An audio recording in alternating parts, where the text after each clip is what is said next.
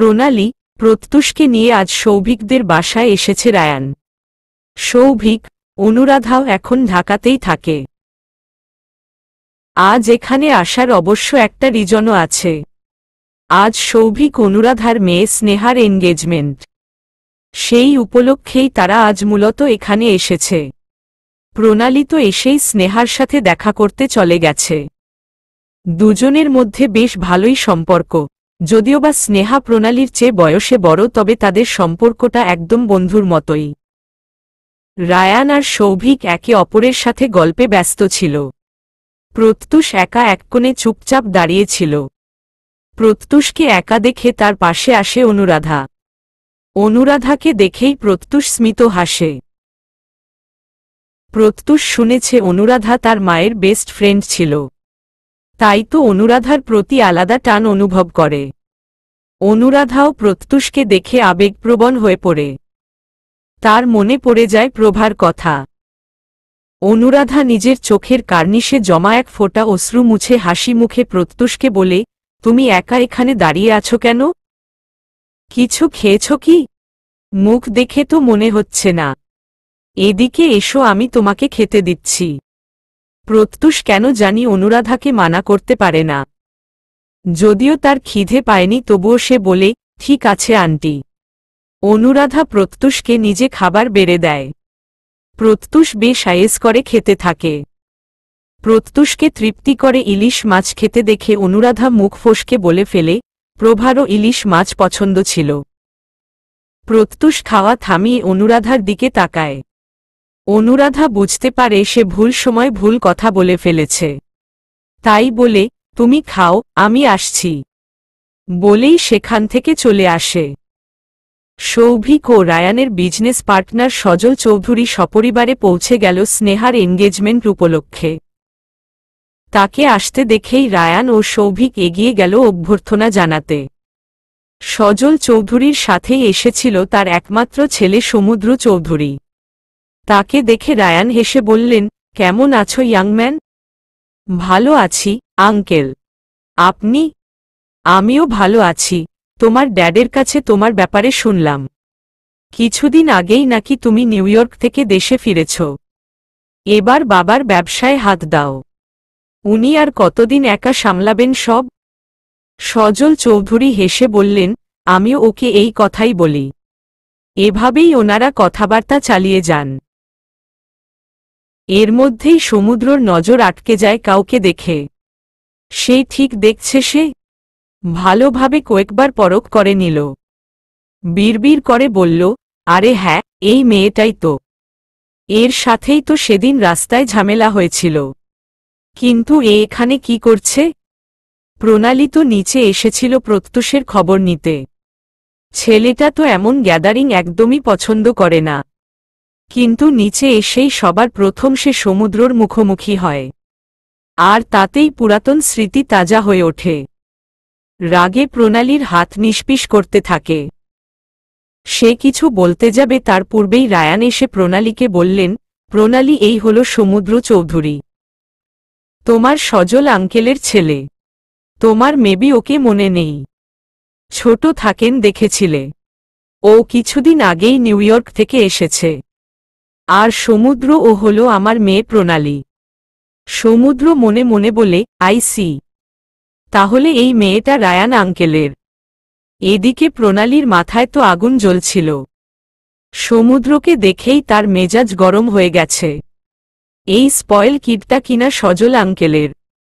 অথচ সজল আঙ্কেল কত ভালো মানুষ। প্রণালী বুঝতে পারে বিদেশে থেকেই হয়তো এমন স্পয়েল কিড তৈরি হয়েছে।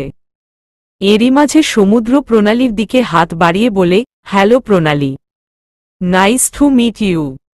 প্রণালীর তো গা পিত্তি জ্বলে যাচ্ছিল সমুদ্রর এমন ভালো মানুষই দেখে। আবার খাট খাট করে হাসছে। কিন্তু প্রণালী তো এই ছেলের আসল রূপ জানে।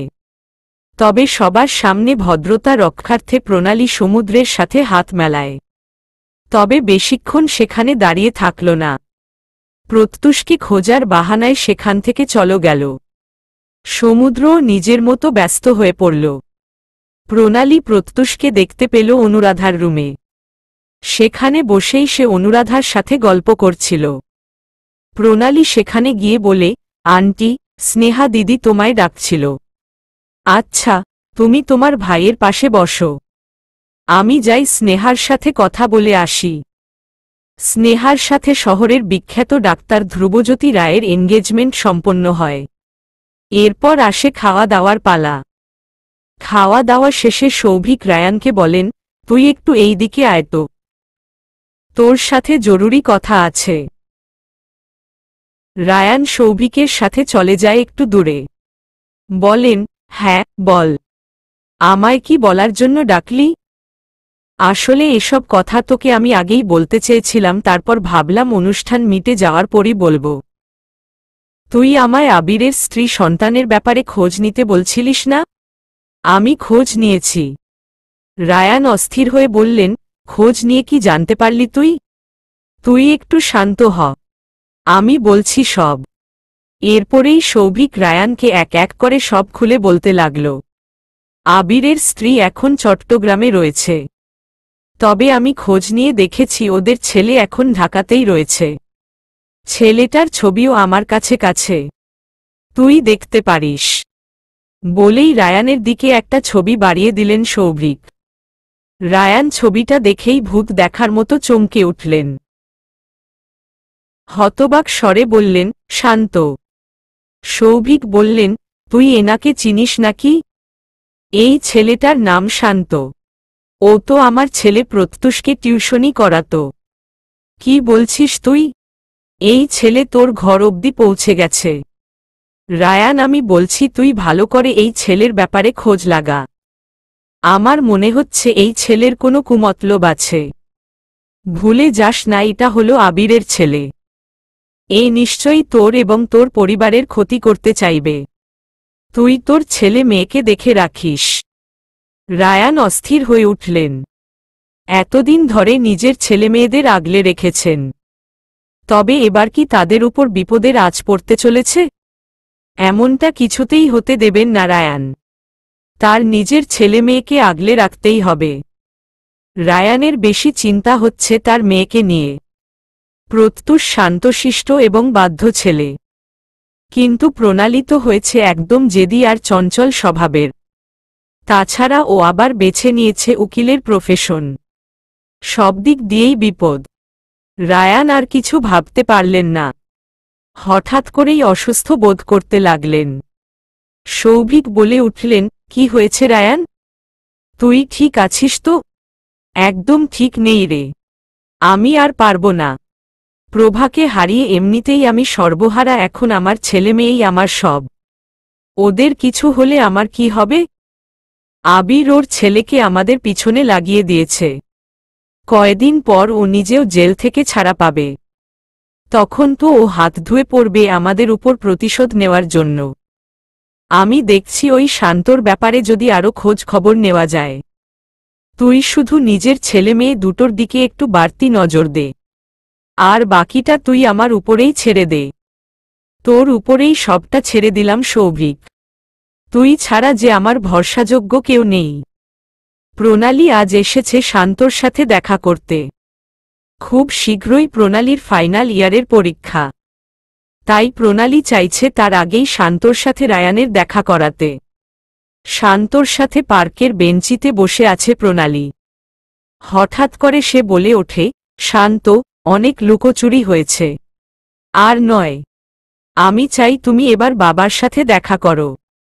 প্রণালীর মুখে হঠাৎ এমন কথা শুনে ভরকে ওঠে শান্ত। আমতা আমতা করে বলে, এত তাড়াহুড়ো না করলেই কি নয়? প্রণালী কোনো বাধাই শুনতে রাজি নয়। এদিকে শান্ত বুঝতে পারছে না। হঠাৎ করেই বেশ বিভ্রান্ত লাগছে তাকে। অনেক ভেবে চিনতে শান্ত বলে, আমি এখনো মানসিকভাবে প্রস্তুত নই প্রণালী। আমাকে আর কিছুদিন সময় দাও। প্রণালীর রাগ হয় ভীষণ। চাপা কণ্ঠে বলে, আর কতদিন সময় নেবে তুমি? আচ্ছা, যত খুশি টাইম নাও, আমি আর কিছু বলবো না। বলেই প্রণালী উঠে দাঁড়ায়। শান্তর উপর তার বেশ অভিমান হয়। এই জন্য সে হাঁটতে শুরু করে দেয় সামনের দিকে। আর শান্ত আসতে থাকে তার পিছন পিছন। এমন সময় হঠাৎ করে তার সামনে এসে একটি গাড়ি দাঁড়িয়ে পড়ে। প্রণালী ভ্রুযুগল কুঁচকে ফেলে। সে কিছু বলার আগেই গাড়ি থেকে নেমে আসেন রায়ান। এসেই অগ্নিঝরা দৃষ্টিতে তাকান প্রণালীর দিকে। প্রণালী রায়ানকে দেখে ভীষণ চমকে যায়। রায়ান হুঙ্কার করে বলেন, তুমি এখানে কি করছো? আর তোমার সাথে এই ছেলেটা কেন? প্রণালী হঠাৎ করে তোবদা খেয়ে গেলেও নিজেকে সামলে নিল। ভাবল অনেক তো অপেক্ষা করল, আজ যখন সুযোগ এসেই গেছে তখন আর সুযোগটা যেতে দিলে চলবে না। এজন্য সে সিদ্ধান্ত নিল রায়ানকে শান্তর ব্যাপারে সবটা খুলে বলবে। এদিকে রায়ান রাগ ভরা দৃষ্টিতে শান্তর দিকে তাকাচ্ছিলেন। ছেলেটাকে দেখে তো মনে হয় ভাজা মাছ উল্টে খেতে জানে না, কিন্তু এ হলো আবিরের মতো একটা শয়তানের ছেলে। এই ছেলে যে মোটেই ভালো নয় সেটা সহজেই অনুমেয়। তাই রায়ান প্রণালীকে বললেন, তুমি তাড়াতাড়ি গাড়িতে উঠে পড়ো। বাবা, বেশি কথা না বলে যা করছি তাই করো। আমি তোমার কোনো কথা শুনতে চাই না। প্রণালী আর কথা না বাড়িয়ে চুপচাপ করে গাড়িতে উঠে বসে। রায়ান শান্তর কাছে গিয়ে বলেন, তোমার আসল পরিচয় আমি জানতে পেরে গেছি। আর কোনোদিন যেন আমি তোমাকে আমার মেয়ে বা আমার পরিবারের কারো পাশে না দেখি। না হলে কিন্তু আমার থেকে খারাপ আর কেউ হবে না। এই বলে শান্তকে হুমকি দিয়ে তিনি চলে যান। শান্ত নির্লিপ্ততা দৃষ্টিতে তাকিয়ে থাকে। রায়ান প্রণালীকে নিয়ে চলে যান। প্রণালী চুপ করে বসেছিল গাড়ির মধ্যে। সে ভেবে নিয়েছে এরপর বাড়িতে গিয়ে যা বলার বলবে।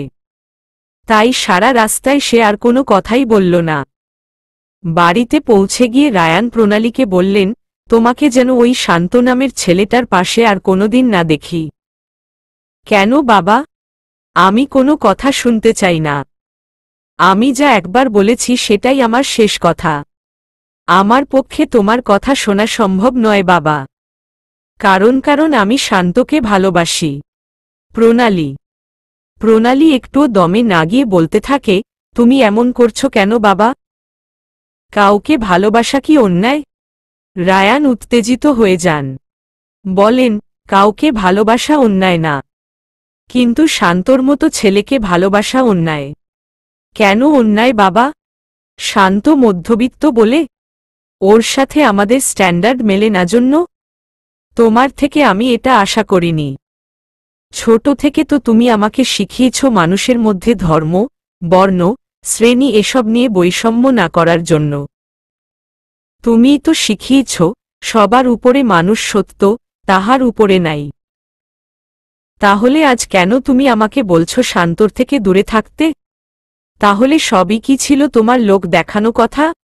প্রণালী, তোমাকে এখন আমি এত কিছু বলতে পারবো না। তুমি শুধু এটাই জেনে রেখো ওই ছেলের পাশে যেন তোমায় আর না দেখি। না হলে কিন্তু আমার থেকে খারাপ আর কেউ হবে না। প্রণালী তবুও অদম্য জেদ দেখিয়ে বলে, আমি 100 বার শান্তর সাথে গিয়ে দেখা করব। দেখি তুমি কিভাবে আটকাও। রায়ান রেগে গিয়ে প্রথমবারের মতো প্রণালীর গায়ে হাত তুলতে যান। যদিও তিনি থেমে যান, তবুও প্রণালী খুব আঘাত পায় এই ঘটনায়। কারণ রায়ান জন্মের পর থেকে আজ অবধি কখনো তার গায়ে হাত তুলতে চায়নি। এমনকি তার উকিল হওয়া নিয়ে এত বাকবিতণ্ডা হলেও কখনো এমন পরিস্থিতি আসেনি। অথচ আজ প্রণালী এটা সহ্য করতে পারল না। অশ্রুসিক্ত চোখে দৌড়ে চলে গেল। রায়ান অসহায় সুরে বলল, আমার চিন্তাটা যদি তুমি বুঝতে তাহলে এমন করতে না মা। আমি যা করছি তোমার ভালোর জন্যই করছি। তুমি আর প্রত্যুষ ছাড়া যে আমার কেউ নেই, তাই আমি চাই না তোমাদের উপর কোনো বিপদের ছায়া পড়ুক। প্রণালী চুপ করে নিজের রুমে বসে আছে। এমন সময় শান্ত তাকে কল করে। শান্ত ফোন রিসিভ করতেই প্রণালী কাঁদো কাঁদো গলায় বলে, তোমার সন্দেহই ঠিক হয়েছে শান্ত। বাবা আমাদের সম্পর্কটা মেনে নেয়নি। শান্ত বেশ নরম গলায় বলে, তুমি এত চিন্তা করো না। আঙ্কেল যা করছেন তোমার ভালোর জন্যই করছেন। আমি তোমার যোগ্য নই। তোমাকে তো সেটা আগেই বলেছিলাম। তুমি জোর করে সম্পর্কটা করলে। আমি কোনো ভুল করিনি শান্ত। তোমার থেকে আমার যোগ্য আর কেউ নেই। আমি যদি বিয়ে করি তাহলে তোমাকেই করব। শান্ত মৃদু হেসে বলে, তাহলে তো এমন পরিস্থিতি আসতে পারে যে আমার আর তোমার পরিবারের মধ্যে তোমায় যে কোনো একজনকে বেছে নিতে হবে। তখন তুমি কাকে বেছে নেবে? আমাকে না তোমার পরিবারকে? প্রণালী ধন্দে পড়ে যায়। সত্যিই সে তো ভেবে দেখেনি এমন পরিস্থিতিতে কাকে বেছে নেবে। শান্ত বলে, তুমি তোমার ফ্যামিলিকেই বেছে নিও। কারণ আমি তোমায় সুখী জীবন দিতে পারব না। আমি তোমার সাথে সুখী হতে চাই শান্ত। তাহলে পারবে নিজের পরিবারকে ছেড়ে আমার কাছে আসতে? কি হলো বলো, পারবে? প্রণালী একটু ভেবে বলে, পারব। শান্তর মুখে হাসি ফুটে ওঠে। সে ফোনটা রেখে দেয়। রায়ান সৌভিকের সাথে আজকের ঘটনাটা নিয়ে কথা বলে। সব শুনে সৌভিক হতবাক হয়ে বলে, আমি ভাবতেই পারছি না প্রণালীর মতো এত বুদ্ধিমতী একটা মেয়ে ওই আবিরের ছেলের ফাঁদে কিভাবে পড়ল। আমার মনে হয় ছেলেটা প্রণালীর মগজ বেশ ভালোভাবেই ধোলাই করেছে। কি বলছিসটা কি তুই? আমি তো ভয় পাচ্ছি ওই ছেলের কথায় প্রভাবিত হয়ে প্রণালী যদি কোনো ভুল করে বসে। না, আমি আমার মেয়ের কোনো ক্ষতি হতে দেব না। তুই আমায় কোনো উপায় বলতে পারবি? একটাই উপায় আছে। ওই ছেলের কথায় প্রভাবিত হয়ে প্রণালী কোনো ভুল করার আগেই প্রণালীর বিয়ে দিতে হবে। তাহলে প্রণালীর দিকে আর ও নজর দিতে পারবে না। আর বিয়েটা যত তাড়াতাড়ি সম্ভব দিতে হবে। কিন্তু এখন এভাবে হঠাৎ করে কিভাবে বিয়ে দেব? একটা ভালো ছেলের খোঁজ তো করতে হবে। আমার কাছে একটা ভালো ছেলের খোঁজ আছে। কে সে? সমুদ্র। মানে? সোহেলের ছেলে? হ্যাঁ, সোহেল বলছিল ওর ছেলের বিয়ে দিতে চায়। আমাকে একটু ভাবার সময় দে। ঠিক আছে, তুই সময় নিয়ে ভাব। সব দিক চিন্তা করেই সিদ্ধান্ত নিস। প্রণালী নিজের ঘরে মন খারাপ করে বসেছিল। তার মন মানসিকতা এখন একদম ভালো নেই। ভীষণ মানসিক চাপের মধ্যে দিয়ে যাচ্ছে সে। এই রকমই সময় রায়ান প্রবেশ করলেন নিজের মেয়ের রুমে। এসেই প্রণালীর উদ্দেশ্যে বললেন, তুমি নাকি সকাল থেকে কিছু খাওনি? এসব কি নাটক শুরু করেছ? প্রণালী কোনো কথাই বলে না। রায়ান প্রণালীর পাশে বসে তার মাথায় হাত বুলিয়ে দিতে দিতে বলে, আমি তোমার বাবা প্রণালী। আমি কি কখনো তোমার খারাপ চাইতে পারি? প্রণালী কাঁদো কাঁদো গলায় বলে, আমি শান্তকে খুব ভালোবাসি বাবা। ওকে ছাড়া আমি ভালো থাকতে পারবো না। শান্ত ভালো ছেলে নয় মা। তুমি বুঝতে পারছো না কেন? শান্তর বাবাকে তুমি জানো? না, জানি না। আর জানতেও চাই না। আমি বিয়েটা তো শান্তকে করব। তাহলে ওর বাবার ব্যাপারে জেনে কি করব? বিয়ে শুধু দুজনের মধ্যে হয় না মা, দুটো পরিবারের মধ্যেও হয়। শান্তর বাবা একজন মারাত্মক অপরাধী, যে অতীতে বারংবার আমাদের ক্ষতি করার চেষ্টা করেছে। প্রণালী কিছুটা অবাক হয়।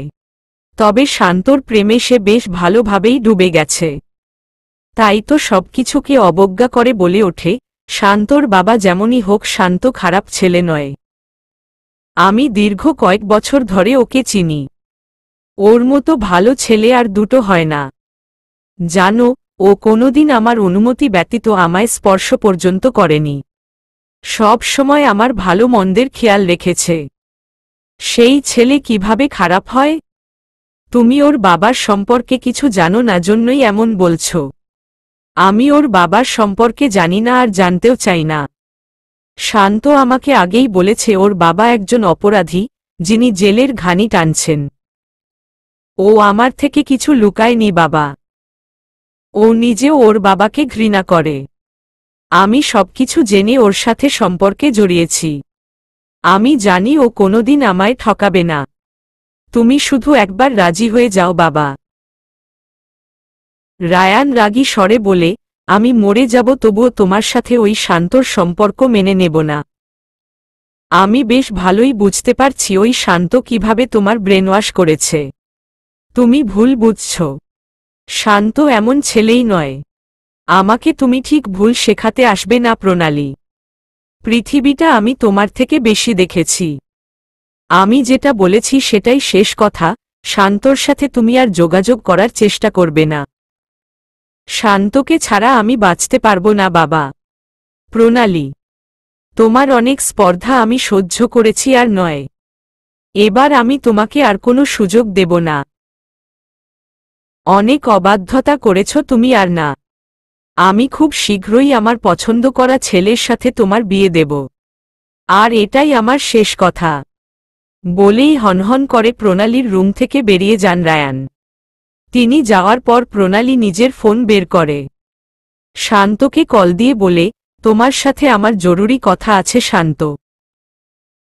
প্রণালীর এমন কথায় শান্ত বলে, রিল্যাক্স প্রণালী। যা বলার বলো, আমি শুনছি। আমার মনে হয় বাবা আমাদের সম্পর্কটা কোনোদিনও মানবে না। উনি তো আমার সাথে অন্য কারো বিয়ে দিতে চাইছেন। শান্ত বলে, আমার মনে হয় তোমার বাবার কথাই তোমার শোনা উচিত। এসব তুমি কি বলছো শান্ত? তোমায় আমি কতটা ভালোবাসি তুমি জানো না? আমি জানি প্রণালী। কিন্তু তোমার বাবাকে দুঃখ দিয়ে তুমি কিছু করো এটা আমি চাই না। তাই আমার মনে হয় তুমি ওনার কথা শুনলেই ভালো করবে। শান্ত, বাবা তোমাকে ভুল বুঝছে। তোমার বাবার অপরাধের কারণে তোমাকে খারাপ ভাবছে। এই ধারণা তো ঠিক নয়, তাই না? বাবার এই ভুল ধারণা বদলানো সম্ভব না। তাই আমি বলছি কি আমরা বিয়ে করে নেই। বিয়ের পর বাবা যখন আমাদের সুখী দেখবে তখন এমনিতেই নিজের ভুল বুঝতে পারবে। তখন তিনি এমনিতেই আমাদের এই সম্পর্কটা স্বাভাবিকভাবে মেনে নেবেন। প্রেমের সম্পর্কগুলোতে এমনই তো হয় বলো? শান্ত কিছুক্ষণ ভাবে। ভাবার পর বলে, তুমি আরো ভালো করে ভেবে দেখো প্রণালী। আমি চাই না তুমি কোনো ভুল সিদ্ধান্ত নিয়ে আজীবন পস্তাও। আমি কোনো ভুল করছি না শান্ত। আমি ঠান্ডা মাথায় ভেবে চিনতে সব সিদ্ধান্ত নিয়েছি। তুমি রাজি থাকলে খুব শীঘ্রই আমি তোমার হাত ধরে বেরিয়ে যেতে রাজি আছি। ঠিক আছে, তুমি যা চাইছো তাই হব। তুমি মানসিকভাবে তৈরি হয়ে নাও। কারণ নিজের পরিবারকে ছেড়ে আসা কিন্তু সহজ নয়। আমি জানি কাজটা সহজ হবে না। কিন্তু কিছু পেতে হলে যে কিছু খোয়াতেই হয় শান্ত। আমি জানি আজ আমি তোমাকে বেছে নিলে একসময় নিজের পরিবারকেও মানাতে পারব। কিন্তু আজ যদি আমি নিজের পরিবারের কথায় তোমাকে ছেড়ে দেই তাহলে আর কখনো তোমায় ফিরে পাব না। আচ্ছা, আমি রাখছি। বলেই শান্ত ফোনটা রেখে দেয়। সজল চৌধুরীর মুখোমুখি বসে আছেন রায়ান ও সৌভিক। সৌভিকই মূলত প্রণালীর জেদের কথা শুনে রায়ানকে এখানে নিয়ে এসেছেন। এদিকে সজল চৌধুরীও দ্রুত নিজের ছেলের বিয়েটা দিতে চাইছেন। রায়ান চায়ের কাপে চুমুক দিয়ে বলেন, শুনলাম আপনি নাকি নিজের ছেলের বিয়ে দিতে চাইছেন। সজল চৌধুরী বলেন, হ্যাঁ, আসলে আমার ছেলেটা ভীষণ বিগড়ে গেছে যেটা আমি বুঝতে পারছি। এর পেছনে ওর মা মানে আমার স্ত্রী সানিয়ার হাত রয়েছে। ছেলেটাকে এত স্বাধীনতা দিয়েছে যে ছেলেটা গোল্লায় গেছে। এখন আমার মনে হয় ওর স্ত্রী ওকে ভালো করতে পারবে। কারণ বিয়ে করলে সব ছেলের মধ্যেই একটা দায়িত্ববোধ তৈরি হয়। কিন্তু আমার স্ত্রী কিছুতেই এই বিয়েটা হতে দেবে না। কারণ সে তার বান্ধবীর মেয়ের সাথে সমুদ্রর বিয়ে দিতে চায়। কিন্তু মেয়েটা একদম ভালো না। এখন সানিয়া কিছুদিনের জন্য লন্ডন ট্রিপে গেছে। আমি চাই এই সময়ের মধ্যে আমার ছেলের বিয়েটা দিয়ে দিতে, যাতে করে আর সমস্যা না হয়। এজন্য আমি বড় অনুষ্ঠান করব না, শুধুমাত্র কাবিনটা করাতে চাই। রায়ান বলেন, আমিও খুব দ্রুততার সাথে আমার মেয়েটার বিয়ে দিতে চাইছি। আর এখন হাতের কাছে ভালো ছেলে পাওয়া মুশকিল। সমুদ্র আপনার মতো এত ভালো একজন মানুষের ছেলে। সে নিশ্চয়ই ভালোই হবে। তাই আমি চাই সমুদ্রের সাথেই প্রণালীর বিয়েটা দিতে। এখন যদি আপনি রাজি থাকেন তো আমি কথাবার্তা আগাব। আমি কেন রাজি থাকব না?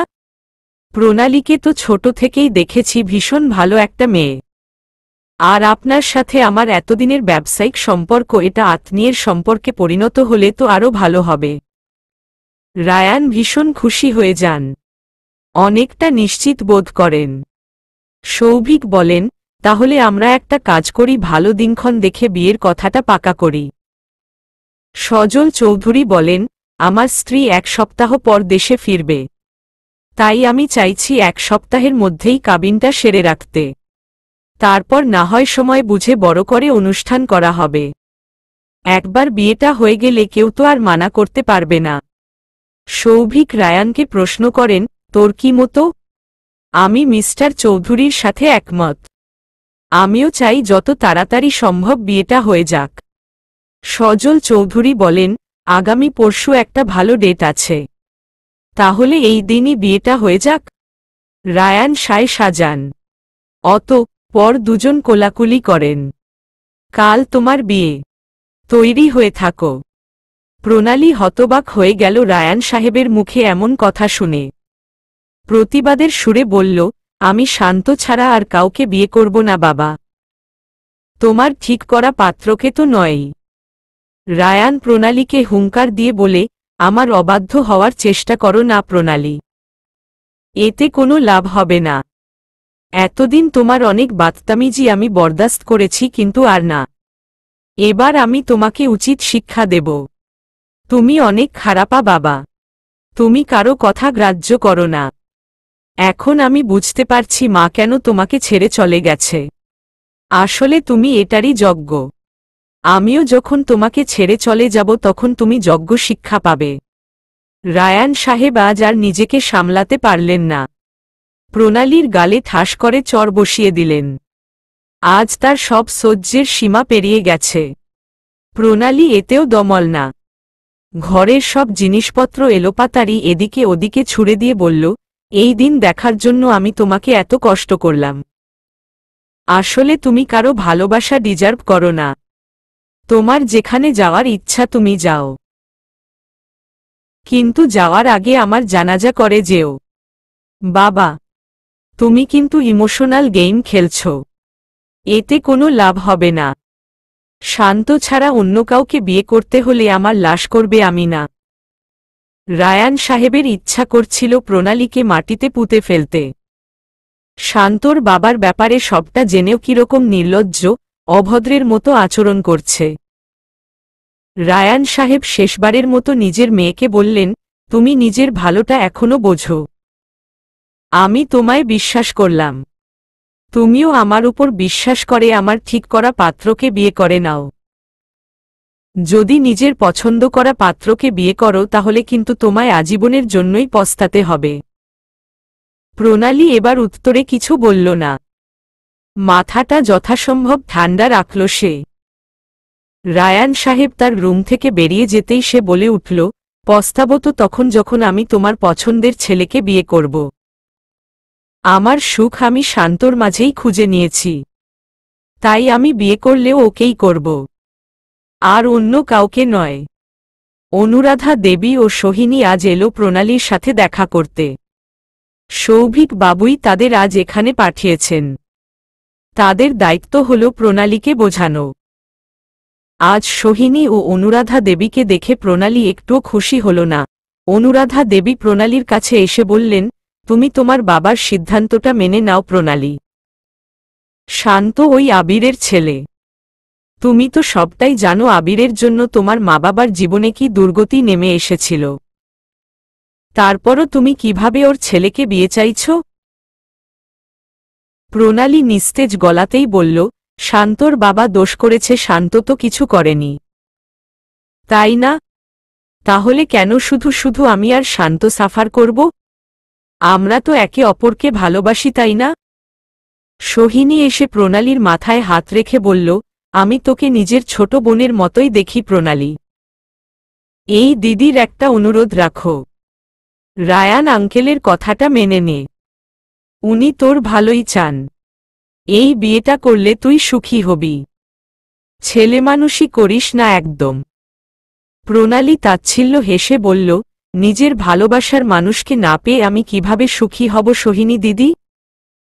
সোহিনী প্রণালীকে বোঝানোর জন্য বলে, তোমার ভালোবাসার মানুষটা যে সঠিক নয় প্রণালী। আর দেখ, মা বাবার আশীর্বাদ ছাড়া কোনো কিছুই সুখকর হয় না। আর সমুদ্র ভাইয়াকে বিয়ে করলে তুমি সুখীই হবে। প্রণালী অবাক হয়ে গেল। বলল, সমুদ্র ভাইয়া মানে? সজল আঙ্কেলের ছেলে? হ্যাঁ, ওনার সাথেই তো তোমার বিয়ে ঠিক করা হয়েছে। কেন তুমি জানো না? প্রণালী ধাক্কা খেল ভীষণ। মনে করল সমুদ্রের সাথে তার প্রথম দেখার কথা। ওই অহংকারী, নিম্ন মানসিকতার ছেলেকে তাকে বিয়ে করতে হবে। প্রণালী বিড়বিড় করে বলল, কখনো না। বলেই সে দৌড়ে বাইরে বেরিয়ে এলো। পর বলল, তোমার চয়েজের উপর আমার ভরসা উঠে গেছে বাবা। আমি 100% শিওর আমার চয়েজই সেরা। এই বলে সে ছুটে বাড়ি থেকে বেরোতে যাবে, এমন সময় রায়ান সাহেব তাকে আটকে দিলেন। বললেন, কোথায় যাচ্ছ তুমি? বিয়ের আগে পর্যন্ত কোথাও যাওয়া হবে না তোমার। বাবা, আমায় যেতে দাও। তুমি আমার সাথে এত বড় জুলুম করতে পারো না। আমি কি করতে পারি আর কি পারি না সেটা এবার তুমি টের পাবে। বলেই প্রণালীকে টানতে টানতে তার ঘরে নিয়ে গেলেন রায়ান সাহেব। প্রণালীকে ঘরে ঢুকিয়ে দরজা বন্ধ করে দিলেন। নিজের মেয়ের সাথে এমন করে তিনিও অনেক কষ্ট পেলেন। কিন্তু মেয়ের ভালোর জন্য যে এটা করতেই হতো। এদিকে প্রণালী সমানে চিৎকার করতে লাগল, সেখান থেকে মুক্তি পাওয়ার জন্য। কিন্তু রায়ান নিষ্ঠুর হল ভীষণ। এতদিন মেয়ের সব জেদ মেনে নিয়ে তাকে বড্ড প্রশ্রয় দিয়েছিলেন। সেই প্রশ্রয়ই মেয়ে মাথায় উঠেছে। এখন তাকে যে মাথা থেকে নামাতেই হতো, না হলে অপেক্ষা করছে সমূহ বিপদ। সমুদ্র যখন থেকে তার বিয়ের কথা জানতে পেরেছে তখন থেকে না করেই চলেছে। তার এখন মোটেই বিয়ে করার কোনো ইচ্ছা নেই। কিন্তু সজল চৌধুরীও নাছোড়বান্দা। তিনি যখন একবার সুযোগ পেয়েছেন তখন সেই সুযোগের সদ্ব্যবহার করবেনই। নিজের ছেলেকে এবার সাংসারিক দায়বদ্ধতার জালে বাঁধবেন সেটা একদম ঠিক করে রেখেছেন। সমুদ্র তার বাবার সামনে চিৎকার করে বলল, মম না থাকায় এই সুযোগটা কাজে লাগাচ্ছ তাই না? তাহলে শুনে রাখো ড্যাড, আমি এখন কিছুতেই বিয়ে করব না। No, never. সজল চৌধুরী বললেন, এসব কথায় কাজ হবে। আমি মিস্টার রায়ানকে কথা দিয়েছি যে ওনার মেয়ে প্রণালীকেই আমার ঘরের বউ করে আনব। তাই এই কথা আমি রাখবই। সমুদ্র একটু স্থির হল। বলল, প্রণালী? হ্যাঁ, সেদিন পার্টিতে যেই মেয়েটাকে দেখলে তুমি, মেয়েটা কিন্তু দারুণ সুন্দরী, ফর্সা, লম্বা, সুন্দর মুখশ্রী। তোমার সাথে দারুণ মানাবে। হঠাৎ করেই সমুদ্র 360 ডিগ্রি ঘুরে গিয়ে বলে, আমি বিয়েতে রাজি। তুমি দ্রুত সব অ্যারেঞ্জমেন্ট করো। তোমার সুমতি হলো তাহলে? মেয়েটাকে তাহলে মনে ধরেছে? সমুদ্র মুচকি হাসল। মনে মনে বলল, ওই মেয়েটা সেদিন আমাকে অনেক অপমান করেছিল, আমার গায়ে হাত অবধি তুলেছিল। এবার আমি তার সবকিছুই সুদে আসলে উসুল করব। একবার আসুক আমার বউ হয়ে, তারপর আমি ওকে মজা দেখাব। প্রণালী কাঁদতে কাঁদতে নিজের চোখের জল শুকিয়ে ফেলেছে। আর কাঁদতেও পারছে না বেচারি মেয়েটা। নিজের ভালোবাসার মানুষটার সাথে চির বিচ্ছেদ আর ঘৃণিত ব্যক্তিকে নিজের স্বামী হিসেবে বরণ করে নেয়া, ভীষণ জঘন্য এসব অনুভূতি। প্রণালী দেখতে লাগল সিলিং ফ্যানের দিকে। চোখের জল মুছে বলল, শান্তকেই যদি না পাই তাহলে আমি আর বেঁচে কি করব? এর থেকে ভালো আমি নিজেকেই শেষ করে দেই। ওই সমুদ্রর মতো জঘন্য মানুষকে বিয়ে করার থেকে মরে যাবাই তো ভালো। বলেই সে এগিয়ে গেল সিলিং ফ্যানের দিকে। উদ্দেশ্য নিজেকে শেষ করে দেওয়া, এই সকল কষ্ট থেকে মুক্তি পাওয়া। নিজের ভালোবাসার মানুষটাকে না পাওয়ার বেদনা নিয়ে বেঁচে থাকার চেয়ে তার কাছে যেন মৃত্যুই শ্রেয় মনে হল। অনুভূতির মায়ের জালে বদ্ধ হল। প্রেম তাকে কাঁদিয়েছে, প্রেমের বিরহ তাকে ভেঙে গুড়িয়ে দিয়েছে। তাই তো এমন আত্মবিধ্বংসী সিদ্ধান্ত নিল রায়ান সাহেবের জেদি, চঞ্চল মেয়েটা। প্রণালী নিজের কোনো বড় ক্ষতি করতে যাবে তার আগেই প্রত্যুষ তার ঘরের দরজা খুলে দিল। প্রণালীর উদ্দেশ্যে বলল, আপু, তুমি এটা কি করছো? প্রণালী প্রত্যুষের দিকে তাকায়। প্রত্যুষ এগিয়ে এসে বলে, আমি জানি তুমি শান্ত ভাইয়াকে ভালোবাসো এবং তাকেই বিয়ে করতে চাও। তাই তো আমি তোমাদের এক করার জন্যই এখানে এসেছি। এখন বাড়িতে কেউ নেই। বাবা আমাকে তোমার খেয়াল রাখতে বলে বাইরে গেছে। এই সুযোগ তুমি পালিয়ে যাও। নিজের জীবনটা নিজের মতো গুছিয়ে নাও। প্রণালী খুশিতে আপ্লুত হয়ে যায়। তার বাবা তাকে না বুঝলেও তার ভাই তাকে বুঝেছে। প্রণালী এগিয়ে এসে প্রত্যুষের গালে কয়েকটা চুমু খায়। ভাইয়ের মাথায় হাত বুলাতে বুলাতে বলে, তোকে অনেক ধন্যবাদ ভাই। তুই আমাকে বুঝলি। বাবা যে কোনো সময় চলে আসবে আপি। তুই যা তাড়াতাড়ি। প্রণালী মাথা নাড়ায়। যাওয়ার জন্য পা বাড়ানোর সাথে সাথেই প্রত্যুষ প্রণালীর হাতে তার ফোন তুলে দিয়ে বলল, বাবা তো তোমার ফোন নিজের কাছে রেখে দিয়েছে। তাই তুমি আমার ফোনটা নিজের সাথে করে নিয়ে যাও আপি। এর মাধ্যমে শান্ত ভাইয়ার যোগাযোগ করো। প্রণালীর আবারও নিজের ভাইকে কৃতজ্ঞতা জানিয়ে বিদায় নেয়। এখন তার গন্তব্য শান্ত। শান্তর সাথে নতুন করে সে সব শুরু করবে। একসময় রায়ান সাহেবও সব মেনে নিবে এটাই তার বিশ্বাস। প্রণালী শান্তর সাথে ফোনে কথা বলেছে। শান্ত প্রণালীকে বলেছে কাজী অফিসের সামনে এসে বসে থাকতে। প্রণালীও তাই কাজী অফিসের দিকে পা বাড়িয়েছে। কাজী অফিসের সামনে এসে শান্তকে ফোন দিল প্রণালী। কিন্তু শান্ত ফোনটা রিসিভ করল না। প্রণালী বারবার ফোন করতে লাগল। একসময় শান্ত ফোনটা রিসিভ করে বলে, আমি কিছু কারণে ঢাকার বাইরে আছি। তুমি কমলাপুর রেল স্টেশনে এসে অপেক্ষা করো। আমি যথাসময়ে পৌঁছে যাব। আমি তাই করব বলে প্রণালী ফোনটা রেখে দেয়। আর অপেক্ষা করতে থাকে শান্তর জন্য। তবে তার অপেক্ষার প্রহরের কোনো শেষ হয় না। রায়ান সাহেব বাড়িতে ফিরে প্রণালীকে তার রুমে না দেখে ভরকে যান। প্রত্যুষকে ডেকে জিজ্ঞাসাবাদ করতে থাকেন কিন্তু প্রত্যুষ মুখে কুলু পেটে বসে থাকে। রায়ান সাহেব অধৈর্য হয়ে বলেন, তুমি বুঝতে পারছ না নিজের বোনকে কি বিপদের দিকে ঠেলে দিয়েছ? ভালো চাইলে এখনই আমাকে সব সত্য বলে দাও।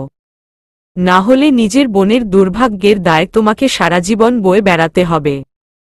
প্রত্যুষ তবুও যখন চুপ থাকে তখন রায়ান সাহেব শান্তর বাবা রায়ানের ব্যাপারে রায়ান সাহেবকে সব খুলে বলেন। সব শুনে প্রত্যুষ বুঝতে পারে সে কত বড় ভুল করে ফেলেছে। তাই রায়ান সাহেবকে সব খুলে বলেন। সাথে এও বলেন প্রণালী তার ফোনটা সাথে নিয়ে গেছে। এই শুনে রায়ান বলে, তুমি অনেক বড় ভুল করেছ। আশা করি তোমার বোনের বড় কোনো ক্ষতি হয়ে যাবার আগেই আমরা ওকে পেয়ে যাব। যাই হোক, আমি সৌভিকের সাথে কথা বলি। ও এখন নাম্বার ট্রেস করে প্রণালীর লোকেশন বের করবে। রায়ান সাহেব অনেকক্ষণ অপেক্ষা করলেন।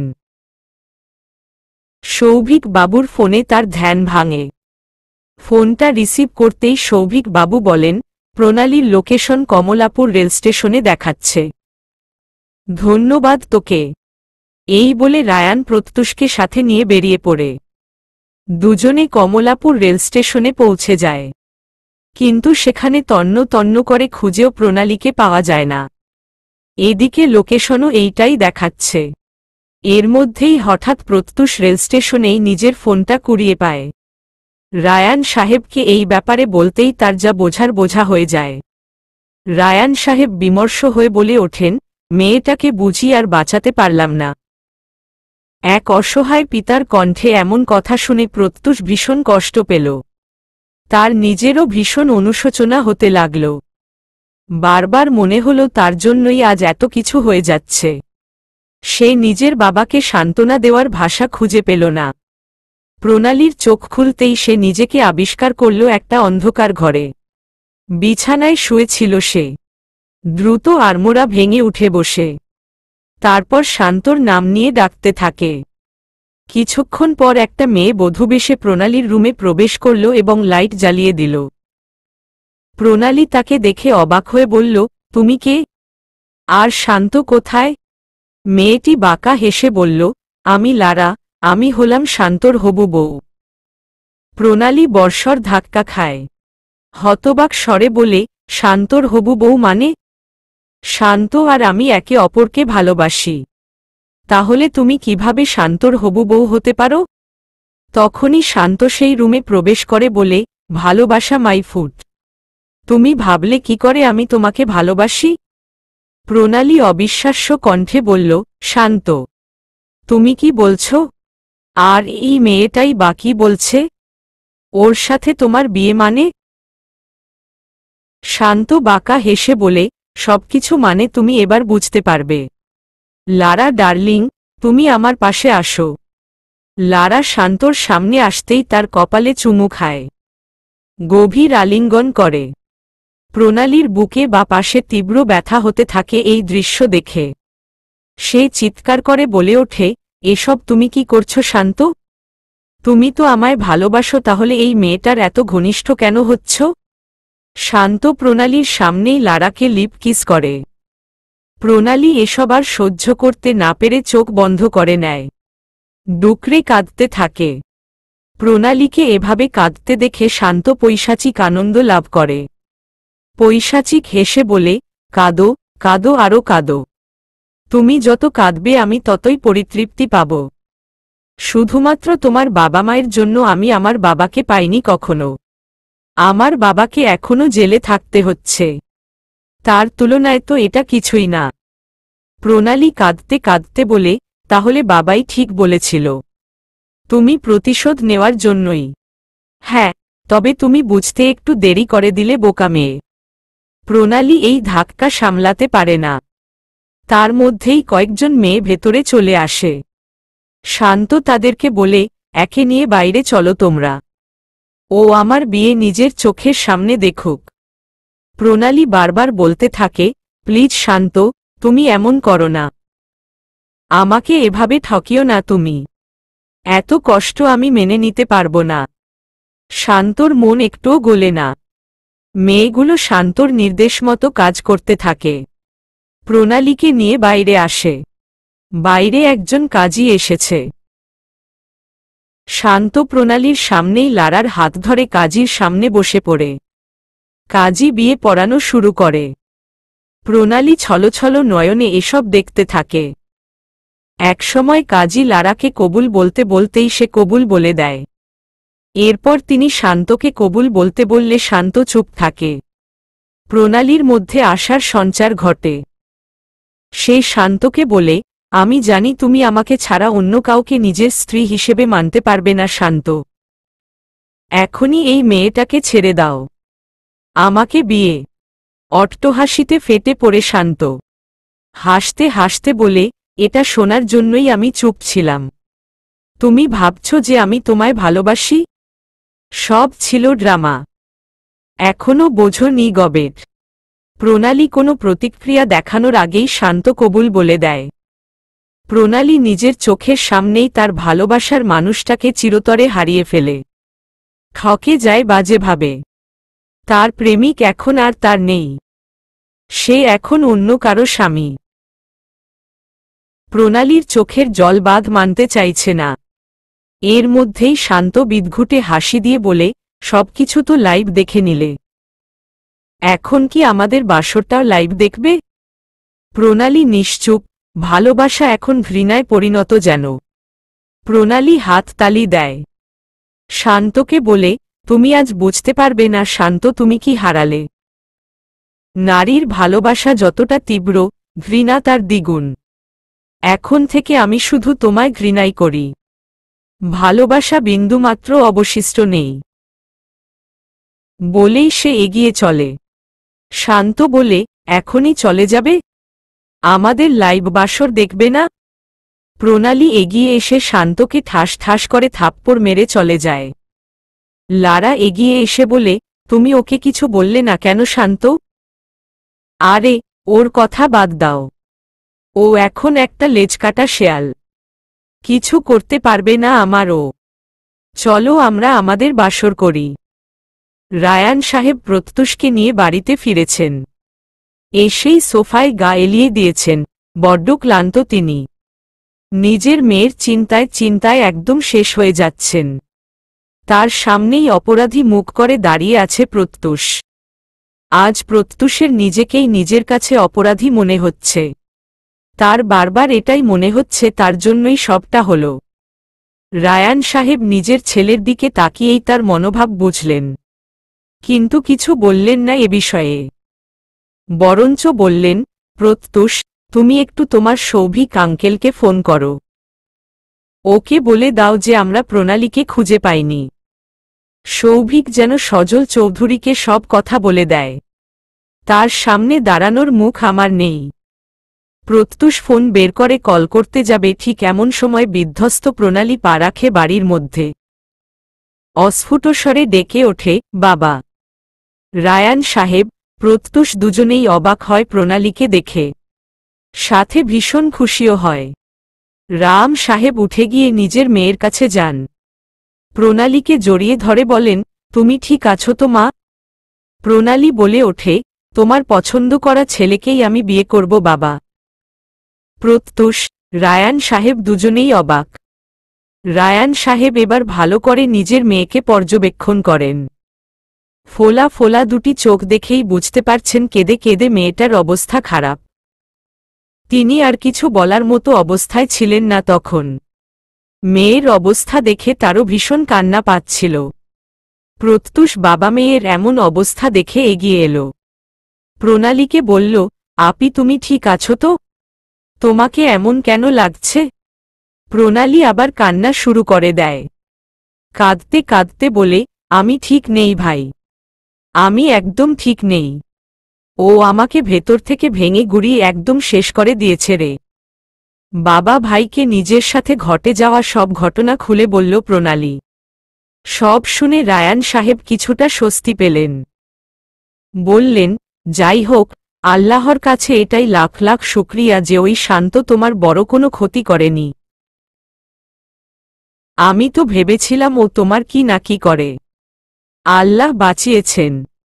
প্রত্যুষ বলে, আপি, তুমি আর একদম ওই শয়তান লোকটার জন্য কাঁদবে না। উনি তোমাকে ধোঁকা দিতে গিয়ে নিজেই ঠকে গেছেন। তুমি জিতে গেছ। দেখবে একসময় উনি খুব আফসোস করবেন এটা নিয়ে। প্রণালী জোরপূর্বক হাসল।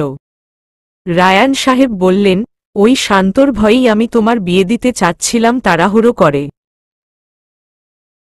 কিন্তু এখন যখন সেই ভয় কেটে গেছে, তার উপর তুমি এমন বিধ্বস্ত অবস্থায় আছো, তাই আমাকে তো নিজের সিদ্ধান্ত বদলাতে হবে। প্রণালী বলে, না বাবা, তোমাকে নিজের সিদ্ধান্ত বদলাতে হবে না। আমি বিয়ের জন্য একদম প্রস্তুত আছি। কিন্তু মা, তোমার এই অবস্থা। আমি একদম ঠিক আছি বাবা। এমনিতেই আমার জন্য তোমার অনেক ফেস লস হয়েছে। আমার জন্য অনেক কষ্ট সহ্য করতে হয়েছে তোমায়। আমি চাই না আমার জন্য তুমি আরো কষ্ট পাও। রায়ান সাহেব মেয়ের মাথায় হাত বুলিয়ে দিয়ে বলতে লাগলেন, আমার লক্ষ্মী মেয়েটা কত কিছু বুঝতে শিখে গেছে। প্রত্যুষ বলে ওঠে, তাহলে কি বিয়েটা হচ্ছে? রায়ান সাহেব এবং প্রণালী দুজনেই সম্মতি দেয়। সজল চৌধুরী রাজকীয়ভাবে তৈরি হয়েছেন। তিনি নিজের ছেলেকেও তিনি রাজকীয়ভাবেই তৈরি হওয়ার নির্দেশ দিয়েছেন। সজল চৌধুরীর পরদাদা ছিলেন একজন বিখ্যাত জমিদার। তাদের বংশের বেশ ভালোই গৌরব। পুরান ঢাকার বনেদি পরিবার বলে কথা। তাই তো তিনি চান তার ছেলের বিয়েটাই সেভাবে হোক। কিন্তু সময় স্বল্পতার জন্য সেটা সম্ভব না। তবে তিনি ঠিক করে রেখেছেন আপাতত কাবিনটা হবার পর তিনি বেশ ধুমধাম করে ছেলের বিয়ে দেবেন। সজল চৌধুরী এই বিয়েটা যথাসম্ভব গোপন রাখার চেষ্টা করেছেন, যাতে তার স্ত্রীর কাছে খবর না যায়। এজন্য স্ত্রীর বাড়ির কোনো আত্মীয় স্বজনকেও বলেননি, শুধু নিজের কাছের কিছু বন্ধুবান্ধব আর নিজের একমাত্র বোন সায়মাকে বলেছেন। সায়মা চৌধুরী সজল চৌধুরীর খুব আপন। সায়মা চৌধুরী নিজের ভাইয়ের এই সিদ্ধান্তে তার পাশেই আছে, কারণ তিনি নিজেও চেনেন তার ভাবিকে। তাই তিনি চান তার ভাবির অনুপস্থিতিতে বিয়েটা ভালোয় ভালোয় মিটে যাক। সমুদ্র তৈরি হতে একটু বেশি সময় নিচ্ছিল। তাই সজল চৌধুরী বিরক্ত হয়ে তার দরজায় গিয়ে নক করতে থাকেন এবং বলেন, আর কত সময় লাগবে তোমার? সবাই তো অপেক্ষা করছে। সজল চৌধুরী নক করার কিছুক্ষণ পরেই সমুদ্র চৌধুরী বেরিয়ে আসে, পরনে তার কালো রঙের রাজকীয় শেরওয়ানি, মাথায় রাজকীয় টুপি। সায়েমা চৌধুরী নিজের ভাতিজাকে দেখে বলে ওঠেন, মাশাল্লাহ, কি সুন্দর লাগছে। কারো নজর না লাগুক। সমুদ্র বলে ওঠে, নজর তো লাগবেই ফুফি, আমার হবু বউয়ের। বলেই দুর্বোধ্য হাসি দেয়। প্রণালীকে বধূবেশে সাজানো হচ্ছে। গায়ে গোলাপি কালারের বেনারসি শাড়ি, সাবেকি সোনার গহনা সহ মর্ডান হীরার গহনা এবং প্রসাধনী দিয়ে একদম পরীর মতো সাজানো হয়েছে মেয়েটাকে। অনুপমা দেবী, তার বড় মেয়ে স্নেহা এবং ছোট মেয়ে সোহিনী সেখানে উপস্থিত ছিল। অনুপমা দেবী নিজের বড় মেয়ে স্নেহাকে বলেন, দেখ তো অনেক সুন্দর লাগছে না প্রণালীকে? স্নেহা সায় জানায়। সোহিনীও বলছে, অনেক সুন্দর লাগছে, সমুদ্র ভাইয়া তো দেখে একদম পাগল হয়ে যাবে। সমুদ্র নামটা শুনতাই কেমন জানি অদ্ভুত অনুভূতি হতে লাগল প্রণালীর। লোকটার কথা মনে পড়ে গেল। লোকটার সাথে প্রথম সাক্ষাৎ ছিল বীভৎস রকমের। লোকটাকে একদম তার ভালো মনে হয় না। তবে একবার নিজের সিদ্ধান্তের জন্য তাকে পস্তাতে হয়েছে। শান্তকে তো কত ভালো ভেবেছিল, অথচ সেই শান্তই কত সুন্দর অভিনয় করে গেল আর দিন শেষে তাকে বাজেভাবে ঠকাল। তাই প্রণালীর কাছে মনে হল, সে যখন 2 বছরেও একটা মানুষকে চিনতে পারল না, তখন তার একবারের দেখায় কিভাবে চিনবে? তার বাবা নিশ্চয়ই তার খারাপ চায় না। সব দিক ভেবে চিনতেই হয়তো সমুদ্রকে চয়েজ করেছে। হয়তো সে মনের দিক থেকে এতটাও খারাপ না যতটা প্রণালী ভাবছে। এমনটা ভেবেই প্রণালী আর এই সম্পর্কটাকে মেনে নিতে কোনো অমত জানাচ্ছে। এমনিতেও সে যা হারানোর হারিয়েই ফেলেছে। বেঁচে থাকার ইচ্ছাটাও তার মধ্যে তেমন নেই, না তো ভালো থাকার ইচ্ছা। শান্ত নামক পুরুষটা একদম তাকে ভেতর থেকে গুড়িয়ে দিয়েছে। এর থেকে সুন্দর প্রতিশোধ বুঝি আর ছিলই না। প্রণালীর ভাবনার মাঝেই হঠাৎ করে প্রত্যুষ এসে বলে, বর এসে গেছে, বাবা আপিকে নিয়ে যেতে বলেছে। সোহিনী বলে, হ্যাঁ, তুমি যাও, আমি প্রণালীকে নিয়ে যাচ্ছি। মুখোমুখি বসে আছে প্রণালী ও সমুদ্র। কাজী ইতিমধ্যে বিয়ে পড়ানো শুরু করে দিয়েছে। সমুদ্র আর চোখে প্রণালীকে দেখলেও প্রণালীর দৃষ্টি মাটিতে নিবন্ধ। যা দেখে সমুদ্রর মনে হয় মেয়েটা তাকে ইগনোর করছে, যা তার ইগোতে লাগে। সে মনে মনে বলে, একবার শুধু বিয়েটা হোক, তারপর এসব কিছুর শোধ তুলব। কাজী সাহেব বলেন, আব্দুল্লাহ রায়ানের একমাত্র কন্যা রুকাইয়া জাহান প্রণালীর সাথে মোহাম্মদ সজল চৌধুরীর একমাত্র ছেলে মোহাম্মদ সমুদ্র চৌধুরীর বিয়ে 10 লাখ টাকা মোহরানা দ্বারা ধার্য করা হইল। এরপর তিনি প্রণালীকে কবুল বলতে বললে সে কিছু সময় নিয়ে কবুল বলে। সমুদ্র অবশ্য বেশি অপেক্ষা না করেই কবুল বলে। অতঃপর মনে মনে বলে, এবার তোমার জীবনটা আমি কিভাবে হেল বানাই দেখো মিস, সরি আমার মিসেস। প্রণালীকে বিদায় দিয়ে কান্নায় ভেঙে পড়েন রায়ান সাহেব। প্রত্যুষ তাকে সামলানোর বৃথা চেষ্টা করে। যেখানে তার নিজেরই বোনকে বিদায় দিয়ে একদমই ভালো লাগছিল না। ভীষণ কাঁদছিল সবাই। এদিকে প্রণালী গাড়িতে বসেছিল, তারও ভীষণ কান্না পাচ্ছে, কিন্তু সে কাঁদতে পারছে না। কারণ শান্ত নামক ঠকবাজের কাছে ঠকে যাবার পর সে প্রতিজ্ঞা করেছে জীবনে আর কোনো পরিস্থিতিতেই চোখের জল ফেলবে না। জীবনে যাই ঘটুক, সেটাকে আর পাত্তা দেবে না। জীবন তাকে যেখানে ভেসে নিয়ে যাবে সেখানেই যাবে। আর সর্বোপরি জীবনে আর কখনো কারো প্রেমে পড়বে না। কারণ ভালোবাসা শব্দটার উপর থেকে তার বিশ্বাস চিরতরে উঠে গেছে। এজন্যই তো এমন একজনকে বিয়ে করেছে যাকে সে ঘৃণা করে। অপ্রিয় হয়েই থাকুক। এমন অপ্রিয় ব্যক্তিরাই বুঝি ভালো। অপ্রিয় ব্যক্তিদের হঠাৎ বদলে যাওয়ার জন্য কাঁদতে হয় না, তাদের ব্যবহারেও কষ্ট পেতে হয় না। প্রণালী প্রতিজ্ঞা করে নিয়েছে একই সুরে প্রেমকে সে আর সুযোগ দেবে না তাকে কাঁদানোর। তাই কখনো ভুলেও কারো প্রেমে পড়বে না। প্রণালীর এসব ভাবনার মধ্যেই সমুদ্র হঠাৎ করে বলে ওঠে, হ্যালো মাই ওয়াইফ। আমাকে নিজের হাজবেন্ড হিসেবে কেমন লাগছে? প্রণালী এক শব্দেই উত্তর দেয়, জঘন্য। তাহলে বিয়েটা করলে কেন? প্রণালী নিরুত্তর। কথা বলতে তার একদম ভালো লাগছে না। এদিকে সমুদ্র প্রণালীর এমন কুল রিয়াকশন দেখে রেগে যায়। কোথায় সে ভেবেছিল মেয়েটাকে রাগাবে, জব্দ করবে, কিন্তু এখান তো মেয়েটাই নিরুত্তাপ থেকে তাকে রাগিয়ে দিচ্ছে। সমুদ্র প্রণালীকে রাগানোর জন্য বলে, জানো, আমার না একটা গার্লফ্রেন্ড আছে, আর আমি আমার গার্লফ্রেন্ডকেই ভালোবাসি। তোমাকে তো বিয়ে করেছি তো শুধু বাবার কথায়। ভালো। সমুদ্র এবার আরও রেগে যায়। প্রণালীকে বেশ রেগেই বলে, এসব জেনেও তুমি কোনো রিয়্যাক্ট করছো না কেন? বাই এনি চান্স তুমিও কি কাউকে ভালোবাসো? সমুদ্রের কথাটা শুনেই প্রণালীর মুখে বিদ্রূপের হাসি ফুটে ওঠে। তাকে হাসতে দেখে সমুদ্র বলে, তুমি হাসছ কেন? ভালোবাসি শব্দটার উপর আমার বিশ্বাস ভরসা কিছুই নেই। আরও ভালো করে বলতে গেলে ভালোবাসা এই শব্দটাকেই আমি প্রচণ্ড রকম ঘৃণা করি। কেন? কেউ ছ্যাঁকাট্যাঁকা দিয়েছে নাকি? প্রণালী কিছু বলে না, নিশ্চুপ হয়ে বাইরের দিকে তাকিয়ে থাকে। সমুদ্র বুঝতে পারে এই মেয়েটাকে সে এত সহজে জব্দ করতে পারবে না, তাই সেও চুপ করে যায়। প্রণালী ও সমুদ্রকে বহনকারী গাড়ি এসে পৌঁছে যায় চৌধুরী ম্যানশনের সামনে। সমুদ্র দ্রুত গাড়ি থেকে নামে। নেমেই হন্তদন্ত হয়ে বাড়ির ভেতর ঢুকতে যায়। এদিকে বাড়ির সামনেই বরণ ডালা নিয়ে দাঁড়িয়েছিলেন সাইমা চৌধুরী। তিনি সমুদ্রকে এভাবে একা আসতে দেখে বলেন, তুই এভাবে একা আসছিস কেন? তোর কোনো আক্কেল নেই? পিছন থেকে সজল চৌধুরী বলেন, ওই ছেলের আক্কেল আর কবে ছিল? সমুদ্র অপমানিত বোধ করে গমগম চোখে তার বাবার দিকে তাকায়। সজল চৌধুরী রেগে বলেন, আমার দিকে এভাবে তাকিয়ে না থেকে নিজের বউকে নিয়ে এসো ইডিয়েট কোথাকার। সমুদ্রও সমান রাগ দেখিয়ে বলে, তুমি আমাকে বিয়ে করতে বলেছ, আমি বিয়ে করেছি। এখন আর আমার থেকে এর থেকে বেশি কিছু আশা করো না। সমুদ্র, তোমার এত বড় সাহস, তুমি আমার মুখের উপর এভাবে বলছ? হ্যাঁ, বলছি। আমাকে আর ডিস্টার্ব করো না তো।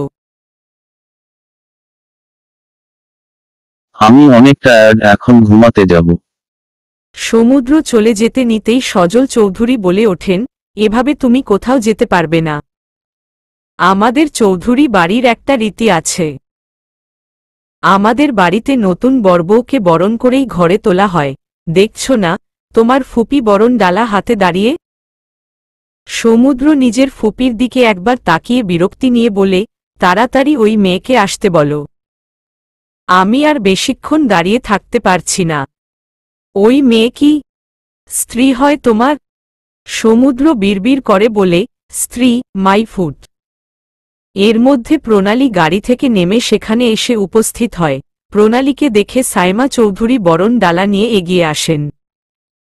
দুজনকে পাশাপাশি দেখে মৃদু হেসে বলেন, মাশাল্লাহ, কি সুন্দর মানিয়েছে তোমাদের দুজনকে। একদম রাজ্যটক, কারো নজর না লাগুক। বলেই সাইমা চৌধুরী বরণ করতে উদ্যত হন। এমন সময় হঠাৎ কেউ একজন এসে হঠাৎ করে বরণ ডালাটা উল্টে ফেলে দেয়। উপস্থিত সবাই চমকে ওঠে। সাইমা চৌধুরী হতবাক হয়ে বলে ওঠেন, ভাবি তুমি? পুষ্পা চৌধুরী রাগী দৃষ্টিতে তাকিয়ে আছেন। সজল চৌধুরী এগিয়ে এসে নিজের স্ত্রীকে বলেন, কি করলে এটা তুমি? আর তোমার না 2 দিন পর ফেরার কথা ছিল? পুষ্পা চৌধুরী রেগে যান ভীষণ। কোনো কিছু বাদ বিচার না করে সজল চৌধুরীর গালে ঠাস করে থাপ্পড় বসিয়ে দেন। সজল চৌধুরী সবার সামনে এভাবে অপমানিত হয়ে লজ্জায় নুয়ে পড়েন। সাইমা চৌধুরী চিৎকার করে বলেন, ভাবি, এটা কি করলে তুমি? ভাইয়ার গালে হাত তুললে? পুষ্পা চৌধুরী সাইমার উদ্দেশ্য বলেন, তুমি চুপ থাকো। ভাইয়ের সংসারে নাক গলাতে লজ্জা করে না? দূর হও এখান থেকে। অত পর পুষ্পা চৌধুরী সজল চৌধুরীর সামনে এসে তার শার্টের কলার চেপে ধরে বলেন, আমি আরো 2 দিন পর ফিরলে তোমার খুব সুবিধা হতো তাই না? আমাকে না জানিয়ে আমার ছেলের বিয়ে দিয়ে দিলে। এত সাহস তোমার! সজল চৌধুরী পুষ্পা চৌধুরীকে কিছু বলতে গিয়েও থেমে যান। পুষ্পা চৌধুরী দ্বিগুণ গর্জন দিয়ে বলেন, ভুলে যেও না এই চৌধুরী এন্টারপ্রাইজের সর্বেসর্বা আমি। তুমি আমার অধীনে একজন কর্মচারী মাত্র। কারণ তোমার বাবা এই পুরো চৌধুরী এন্টারপ্রাইজের দায়িত্ব আমার কাঁধে দিয়ে গেছেন। আর তোমার এত বড় সাহস, তুমি আমার ছেলের বিয়ে এভাবে দিলে? How dare you! প্রণালী অবাক হয়ে সবকিছু দেখছিল। সে তো বুঝতেই পারছে না তার চোখের সামনে এসব কি হচ্ছে। এদিকে সজল চৌধুরীও চুপ। তার যৌবনে করা একটা ভুলের জন্য তার বাবা তাকে সবকিছু থেকে বঞ্চিত করেছেন। এমনকি সেই কারণেই তিনি নিজের স্ত্রীর বিরোধিতাও করতে চান না। তার কথা মুখ বুজে মেনে নেন, এমনকি তার সব অপমান।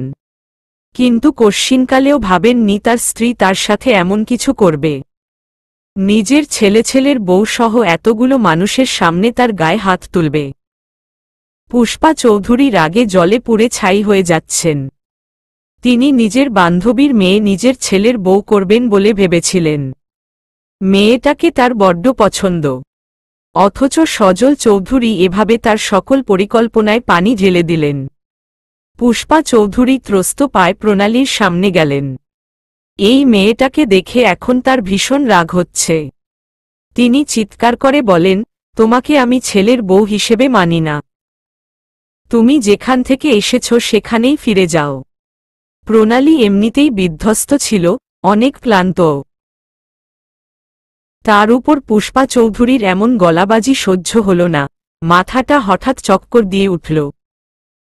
সে জ্ঞান হারিয়ে মাটিয়ে লুটিয়ে পড়ার আগেই সমুদ্র ধরে নিল। পুষ্পা চৌধুরী এই দৃশ্য দেখে রেগে গিয়ে বললেন, ছেড়ে দাও এই মেয়েটাকে বাবাই। কিন্তু মেয়েটা তো পড়ে যাবে। আই ডোন্ট কেয়ার বাবাই। আমি যা বলছি তাই করো। নিজের মোমের অবাধ্য তো তুমি নও। সমুদ্র নিজের মায়ের কথায় প্রণালীকে ছেড়ে দেয়। বিধায় সে মাটিতে লুটিয়ে পড়ে। সায়মা চৌধুরী এসে প্রণালীকে আগলে নেয়। To be continue.